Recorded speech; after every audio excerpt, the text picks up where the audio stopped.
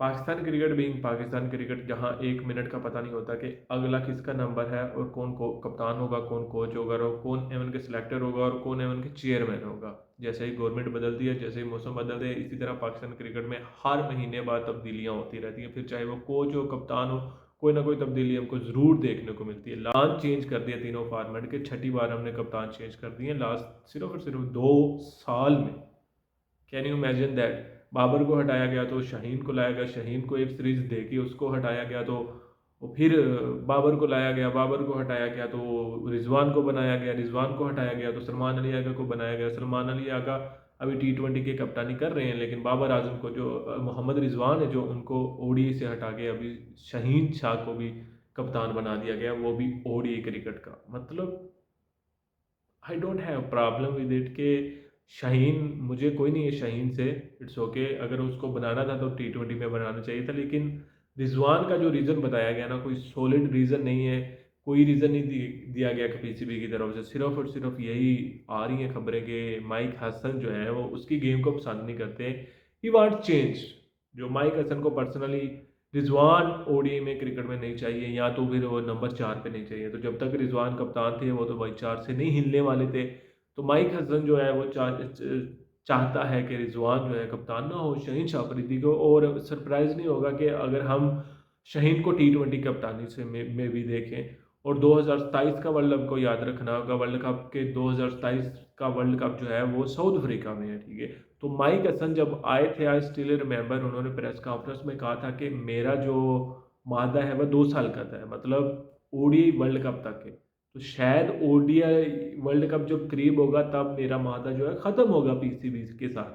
साल के कॉन्ट्रैक्ट पे आया था जो माइक हसन है, तो उसका तकरीबन वो 2027 के वर्ल्ड कप के आसपास जाता है। तो अगर तो माइक हसन को छूट दे रहे हैं, मुझे लगता है कि माइक हसन को छूट दी हुई है कि भाई तू ये दे, तेरी टीम है और तू सिलेक्ट कर, क्योंकि उसके कहने पे जो कुछ हो रहा है। सलमान अली आगा को कप्तान बनाया गया, जिस तरह उसको सपोर्ट किया गया, जिस तरह लड़के हमने देखे कि उनकी मर्जी के हुए। अभी जो कैप्टनसी है वो भी माइक हसन की मर्जी से, वो रिजवान को नहीं चाहते ओडीआई में क्रिकेट में। हमने देखा था कि जब वेस्ट इंडीज़ में हारे थे उसके बाद माइक हसन ने प्रेस कॉन्फ्रेंस में कहा था कि जो हमने प्लान किए थे वो एग्जीक्यूट नहीं हुए ठीक से। या जो भी एक गेम है उसका एक अपना सेंस है, उसकी एक अपनी, ठीक है। मुझे ये चीज़ अच्छी लगती है कि जब कोई क्लियर एक्शन लेता है। मुझे माइक हसन की ये चीज़ अच्छी लगी होनेस्टली, कि उसको जो भी चाहिए, वो कोच है, उसके पास कमांड है, कल को वो मतलब आज जवाब देने वाला होगा, ठीक है। उस ठीक है, लेकिन क्या इसकी क्या गारंटी है कि शाहीन शाह अफरीदी जो है वो 27 वर्ल्ड कप तक रहेगा? इसकी कोई गारंटी है? आई स्टिल रिमेंबर कि जब मोहम्मद रिजवान कप्तान बना था, ही वाज सेइंग कि मेरा मिशन है चैंपियन ट्रॉफी, मेरा मिशन है 26 वर्ल्ड कप, मेरा मिशन है 27 वर्ल्ड कप एंड फिर ओलंपिक्स। मतलब तो आज देख लो, रिजवान को 5 मैचेस के बाद ओडीआई से हटा दिया गया। आज जो है वो 11 मैचेस के बाद 1 साल भी नहीं दिया, ओडीआई से कप्तानी से हटा गया, हाँ, हटा दिया गया। तो मतलब दीज थिंग्स, मतलब हम कैसे बिलीव कर लेंगे शहीन शाह अफरीदी 2000, मैं कहता हूँ किसी को भी कप्तान बनाओ, किसी को भी, जो मतलब टीम से सबसे नल्ला प्लेयर है ना उसको भी उठा के कप्तान बना लो, लेकिन यार गिव देम सम टाइम्स। मतलब कोई आप उनको थोड़ा, मतलब यार आप किसी के घर में मेहमान भी जाओ ना तो आपको एडजस्ट करने में टाइम लगता है। तो ठीक है, ये तो फिर भी एक टीम की कैप्टनसी है, आपने हर प्लेयर की रग को समझना होता है, हर प्लेयर को एक समझना होता है ये किस पोजीशन में कौन से नंबर पे, ये कुछ भी कैसी सिचुएशन हैंडल कर सकता है, इसकी नब्ज कितनी कंट्रोल है। सो एक कप्तान को मतलब साल तक, कम से कम साल तो इन्हीं चीजों में लग जाता है। तो हम हमारे यहाँ 6 महीने के बाद कप्तान चेंज कर देते हैं। It literally make zero sense. और अनफॉर्चुनेटली सबसे गंदी जो चीज होती है हमारे यहाँ, वो ये आजकल ट्रेंड हो चुका है कि इस प्लेयर ने उसको धोखा दे दिया, इस प्लेयर ने उसको धोखा दे दिया। भाई मुझे कोई कप्तानी ऑफर करेगा तो मैं क्यों मना करूंगा? जस्ट बिकॉज कि मेरा कोई एक दोस्त है उसको हटा रहे हैं, मैं इसलिए मना कर दूं? मतलब स्पोर्ट्स, मतलब खेलों में ये होता है, टीम में ये होता है, पाकिस्तान टीम में या किसी भी टीम में ये होता है। ये नई चीजें होती है कि हाँ ये मेरा दोस्त था और मैंने अब कप्तानी नहीं लेनी। यार आप कोई मतलब गली मोहल्ले की क्रिकेट खेल रहे हो, या आप कोई रिश्ता कर रहे हो या आपकी मामी पुप्पी का मैच चल रहा है, मतलब क्या ये बच्चों वाली बातें हरकतें हैं कि ये जो हमारे लोग लग जाते हैं कि उसने उसको धोखा दे दिया, शाहीन ने उसको धोखा दे दिया या किसी और ने उसको उसको कप्तानी नहीं लेनी चाहिए थी, उसको कप्तानी नहीं देनी चाहिए थी। मतलब इन चीज़ों को भाई क्यों नहीं लेनी चाहिए थी कप्तानी? रिजवान ने भी तो ली थी ना, मतलब क्यों नहीं लेनी चाहिए थी? अगर आपको कोई ऑफर कर रहा है तो आप क्यों नहीं लेनी चाहिए थी? ज़ाहिर सी बात है, मुझे ऑफर करेंगे तो मैं तो लूँगा। लेकिन द पॉइंट इज़ कि ये प्लेयर्स को खुद सोचना चाहिए कि मतलब मुझे सिर्फ़ और सिर्फ़ 6 महीने के लिए मिलेगी और उसमें मैं क्या कर सकूँगा? मैं तो ज़लील होके निकलूँगा ना। जो इसके साथ हो रहा है, वो मेरे साथ कल भी ये प्लेयर्स को सोचना चाहिए। फैन्स का काम ये नहीं है। फैन्स को तनकीद करनी चाहिए बोर्ड के ऊपर। और हमारे मतलब आई एम श्योर कि जो हमारे बाबूज़ बैठे हैं ना पीसीबी क्रिकेट में, जो चेयरमैन साहब हैं या कुछ भी बाकी जितने भी पॉलिटिशियन बैठे हुए हैं ऊपर बड़े-बड़े, जिनका क्रिकेट से कोई लेना देना नहीं है, वो बहुत खुश होते होंगे फैंस को देख के ये कैसे आपस में कीड़े-मकोड़े लड़ रहे हैं। अच्छा है, हम पे नहीं ब्लेम, कोई हमें नहीं कह रहा कि मोहसिन नकवी आया जब से इसने ये किया, इसने वो किया, इसने शाहीन को हटाया, बाबर को लाया, बाबर को हटाया, सलमान अली, कोई उसको कोई नहीं पूछने वाला। क्यों? जो जो एक फैंस होते हैं, जो एक प्रेशर बिल्ड करते हैं, जो एक आवाज़ उठाते हैं, वो सारे आपस में लगे हुए हैं। ठीक है, उसने उसने उसको धोखा दे दिया, उसने उसको धोखा दे दिया, इसके साथ ऐसा हुआ, वो इन चीज़ों में लगे हुए हैं।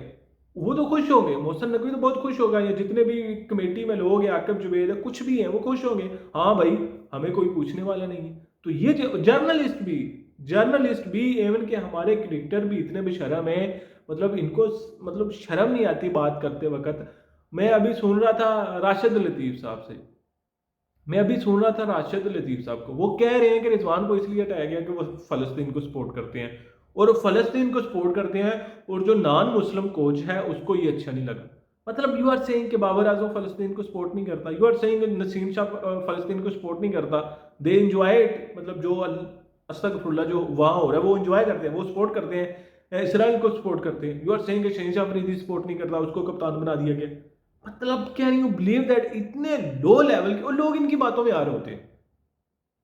मतलब यार आप कैसे कह सकते हो कि ये उसको इसलिए हटाया गया कि ये नॉन मुस्लिम। हमारे यहाँ बहुत ये गंदा कल्चर है कि फॉरेन कोच को देखा नहीं जाता, क्योंकि भाई वो किसी की बात नहीं सुनते। ठीक है, वो किसी की बात नहीं सुनते। तो जो उनका एक अपना होता है, ये होता है हाँ भाई हमारा ये है, आप हमें ये दो, नहीं तो हम नहीं जा रहे। ठीक है, ये चीज़ हमारे क्रिकेटर्स को अच्छी नहीं लगती। हमारे जो खास करके साहब क्रिकेटर है, इनको ये चीज़ें चुभती हैं। मतलब कोई शर्म वाली बात है कि रिजवान को इसलिए कप्तानी से हटा दिया गया कि वो फलस्तीन को सपोर्ट करते थे।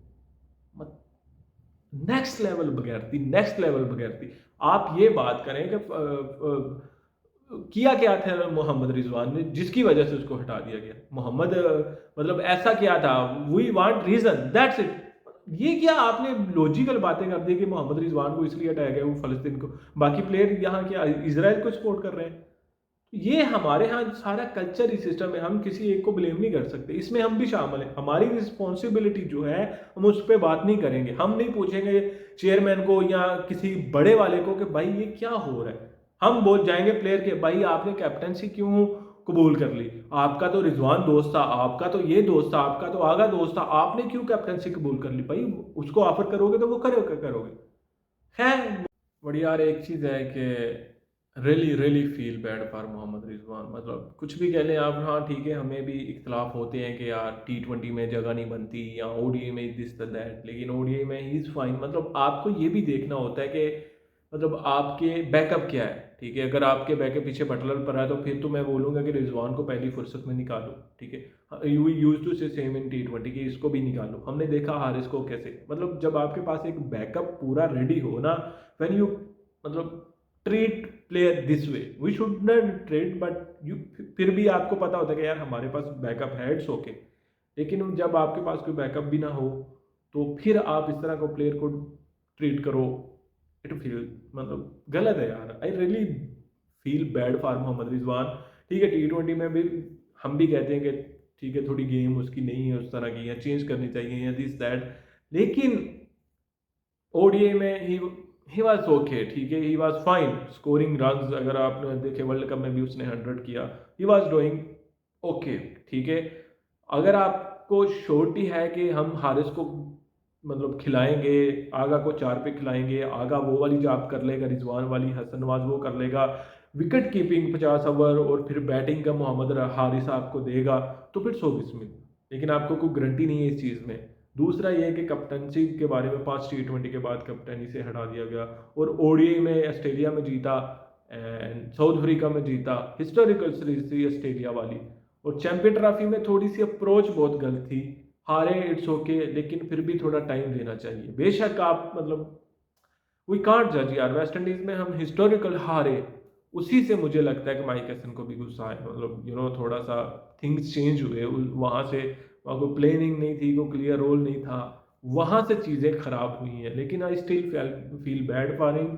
आई होप के ही कंटिन्यू परफॉर्मिंग, ठीक है। अगर आप परफॉर्म करते रहोगे, आपके जब आप पे इस तरह का वक्त होता है ना, तो आप पे एक ही चीज़ होती है कि आप परफॉर्म करके जवाब दें, आप वापस आएंगे। शहनशाह अफरीदी को देख लें, टेस्ट से भी ड्रॉप था, ओडीआई में भी ऑलमोस्ट ड्रॉप था, T20 में भी ऑलमोस्ट ड्रॉप होने वाला था।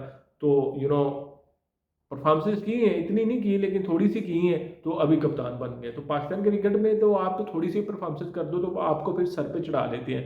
तो किसी के भी कोई बैड फॉर्म है तो उसके एक बहुत बड़ा मौका होता है कि आपको को बड़ी इंडिया की तरह मतलब आपको लगातार परफॉर्म नहीं करना पड़ता, आप एक दो इनिंग अच्छी खेल दो कि आपको सर पे उठा लेते हैं। तो ये चीज़ है, ये एक अच्छी चीज़ भी है, बुरी चीज़ भी है, लेकिन I really feel bad for Mohammad Rizwan. मुझे आई रियली होप कि शहीन शाह अफरीदी या माइक हसन इन दोनों में कोई बात हुई हो और कन्फर्म हुआ हो कि 27 के वर्ल्ड कप तक हम ही रहेंगे। इन्वेस्ट करें प्लेयर्स में, जितने भी ये 2 साल हैं टिके रहें। कोई भी कप्तान कोई भी उठा लो, आई डोंट केयर, होनेस्टली कोई भी कप्तान उठा लो, क्योंकि हमारे सब ऐसे ही हैं। कोई होता है ना कि एक अलग होता है, या एक मतलब जनरेशनल टैलेंट होता है, या एक लीडर होता है, वो वाली इधर कोई बात ही नहीं है, सब ही एक जैसे हैं। थोड़ा बहुत 19-20 का फर्क है, ठीक है। और जो 19-20 का फर्क होता है जब नेशनल टीम का कप्तान बनता है और उसके प्रेशर के नीचे आके वो भी खत्म हो जाता है। हमने रिजवान को देखा मुल्तान सुल्तान के लिए बहुत मास्टर स्ट्रोक मारते हुए, ठीक है, बहुत बातें करते हुए इंटेंट पे दिस दैट। जब आते हैं सलमान अली आका को भी देख लो, जब टीम में आते हैं तो वो भी उन्हीं तरह हो जाते हैं जो बाकी 10 लोग होते हैं। तो इससे घंटा फर्क नहीं पड़ता कि आप टैलेंटेड हो, आप किस तरह के हो। तो आई रियली होप कि अभी शहीन शाह अफरीदी और माइक हैसन को एक प्रॉपर रन मिलेगा, ठीक है। कोई भी कप्तान बना लो, उसको एक रन दो, ठीक है। फिर आप जाके 2 साल बाद कोई इवेंट के बाद आप जज कर लो। अभी सलमान अली आगा भी प्रेशर में होगा, आई एम श्योर कि उसको भी कप्तानी जो है ना डगमगा गई है। अगर उसने सीरीज नहीं जीती तो शायद उसको भी रिमूव कर दे, क्योंकि बहुत सारी बातें आ रही है कि उसकी भी टीम में जगह नहीं बनती थी। अगर आप देखिए एशिया कप में उसकी सिर्फ और सिर्फ 72 रन बनाए थे कुछ 6-7 मैचेस में, उससे ज्यादा शहनशाह अफरीदी ने रन बनाए थे, और स्ट्राइक रेट पे 100 से कम। तो इस तरह आपका बंदा कप्तान है। लास्ट की बात है भाई, बात तो होती होगी ना, ऐसा नहीं है कि ऊपर बात नहीं होगी। माइक हसन भी बात करते होंगे। सो सरप्राइज नहीं होगा कि अगर हम शहीन शाह अफरीदी को भी T20 का कप्तान देख ले।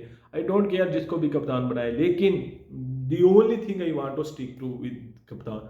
फिर चाहे वो शानी है, शान का भी मैंने बोला था कि भाई शान के साथ लगे रहो, ये सर्कल भी शान को दो, ठीक है। आप जब शुरू कर लेते हो तो थोड़ा टाइम दो।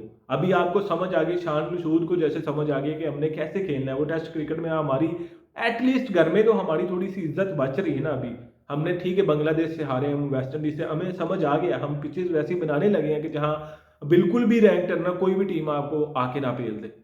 साउथ अफ्रीका के खिलाफ अच्छे अच्छे अच्छे स्पिनर्स हैं, लेकिन हम फिर भी अच्छा खेले, हमने पिचेस ये बिल्कुल रैंक टर्नर में बना लिए जहां वेस्ट इंडीज के जो लोकल बॉलर है वो भी आके हमें हरा रहे हैं। तो ये चीजें जब जब आप इन्वेस्ट करते हो, जब आप थोड़ा टाइम देते हो किसी प्लेयर को, किसी भी चीज को, तो उसका फल आपको मिलता मिलता है। फिर चाहे वो थोड़ा मिले या ज्यादा मिले, लेकिन आपको एक चीज नजर आती है, एक प्रोसेस नजर आता है कि आपको एक होप नजर आता है, आपको एक उम्मीद नजर आती है। जिस तरह हमें अभी टेस्ट क्रिकेट में नजर आ रहा है, शान को अगर वहीं से कब रिमूव कर देते तो शायद हम ये आज जो मैचेस जीत रहे हैं ये ना जीत रहे होते।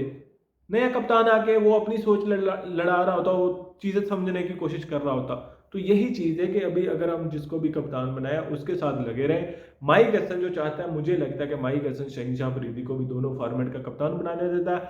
आगा की उसने परफॉर्मेंस देख ली, उसको रिमूव करना चाहता है।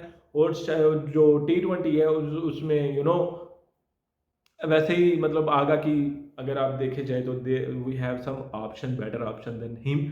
और ओडीए में क्रिकेट में मुझे लगता है कि वो रिजवान को 4 पे नहीं चाहता। रिजवान को अगर खिलाएंगे तो वो खिलाएंगे नंबर 6-7 के ऊपर, जहां वो आके आके फिनिशिंग का रोल कर सके। सलमान अली आगा 4 पे होंगे और हसन नवाज का डेब्यूट करवाया था हैसन ने, तो शायद हसन नवाज को 5 पे यूज़ किया जाए। तो ये मुझे लग रहा है कि ये प्लानिंग हो रही है, लेकिन लेट्स होप कि जो हो आगे नेक्स्ट हो, हमें इससे मज़ीद ड्रामा ना देखना मिले।